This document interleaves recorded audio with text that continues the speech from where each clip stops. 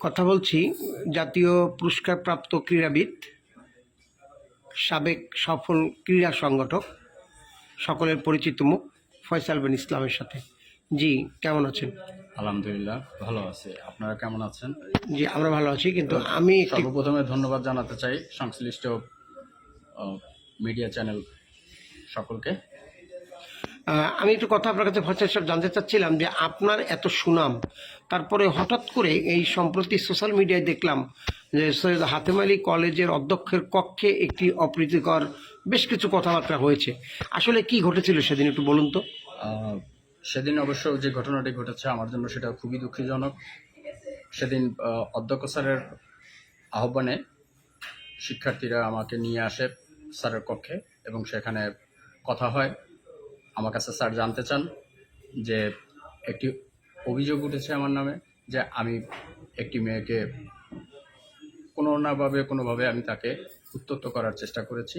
কিন্তু আমি স্যারকে বলতে সক্ষম হয়েছি যে স্যার, আমি ওখানে প্রাকৃতিক ডাকের জন্য হাতেম আলী কলেজের সংশ্লিষ্ট আমার পরিচিত জনের বিল্ডিংয়ে 3 তলায় উঠে আমি প্রাকৃতিক ডাকে আমি প্রস্রাব করার জন্য, মূত্র ত্যাগ করার জন্য সেখানে যাই এবং তার পূর্বে সেখানে আমি দেখিনি যে কোনো ক্লাস চলে বা কোনো কিছু। ওখানে আমি মূত্র ত্যাগ করি এবং মূত্র পরিষ্কার করার জন্য যতক্ষণ আমি মনোনিবেশ দেই, তখন নিচের দিকে তাকিয়ে পরিষ্কার করছি। তখন হঠাৎ করে আমি তাকিয়ে দেখি যে ক্লাসরুমের করিডোরে জানলার কাছে এসে একটি মেয়ে তার মোবাইল থেকে আমাকে ভিডিও করছে। কিন্তু আমি যে এটার সাথে তাকে কোনোভাবে প্রভাবিত করিনি বা তাকে উদ্দেশ্য করে আমি ওখানে মূত্র ত্যাগ করতে দাঁড়াইনি, সেটা আমি স্যারকে বলতে সক্ষম হয়েছি এবং স্যারকে বোঝানোর জন্য আমি চেষ্টা করেছি এবং সে বুঝতে পেরেছেনও। এবং সেই পরিপ্রেক্ষিতেই সেখান থেকে ওখানে কলেজ প্রশাসন এবং পুলিশ প্রশাসন, যে সিটিএসবি, তারা উপস্থিত ছিলেন। আমি যদি উদ্দেশ্য করে কোনো রকম উত্ত্যক্ত বা তাকে প্রভাবিত করতাম, আকৃষ্ট করতে চাইতাম, এটা যদি প্রমাণিত হতো, তাহলে আমি এখন আর এই মিডিয়ার সামনে কথা বলতে পারতাম না। অতএব সেদিনকে দেখা গেছে যে ওই ঘটনার পরিপ্রেক্ষিতে স্যার আমাকে যখন বুঝতে পেরেছেন যে আমি এটার সাথে জড়িত না বা আমি উদ্দেশ্যপ্রণোদিতভাবে এটা করিনি, তখন তিনি আমাকে মুক্ত করে দিয়েছেন। এবং আমার অধ্যক্ষ সাহেবের কথা বলে যে সমস্ত শিক্ষার্থীরা আপনাকে ডেকে এনেছিল, তারা কি আপনাকে শারীরিকভাবে লাঞ্ছিত করেছে বা কোনো টাকা পয়সা চেয়েছে কিনা? না, কোনোভাবেই না। যারা অধ্যক্ষ স্যারের কথা বলে শিক্ষার্থীরা আমাকে পরিচিত জনের বিল্ডিং থেকে নিয়ে এসেছেন, তারা আমার সাথে খুবই ভালো ব্যবহার করেছেন। এর জন্য আমি তাদেরকে ধন্যবাদ জানাই। তাদের সভ্যতা, সহনশীলতা ও ভদ্রতায় আমি মুগ্ধ হই যে হাতেম আলী কলেজের মতো জায়গায় শিক্ষার্থীরা এতটা সুন্দর মানসিকতা নিয়ে তারা সব কিছুর সাথে সমন্বয় করতে পারে। একসময় আপনি শিক্ষার্থীদের নেতৃত্ব দিতেন, আজকে শিক্ষার্থীদের জন্য আপনার কি বলার আছে? শিক্ষার্থীদের সাথে শুধু আমার এতটুকুই বলার থাকবে যে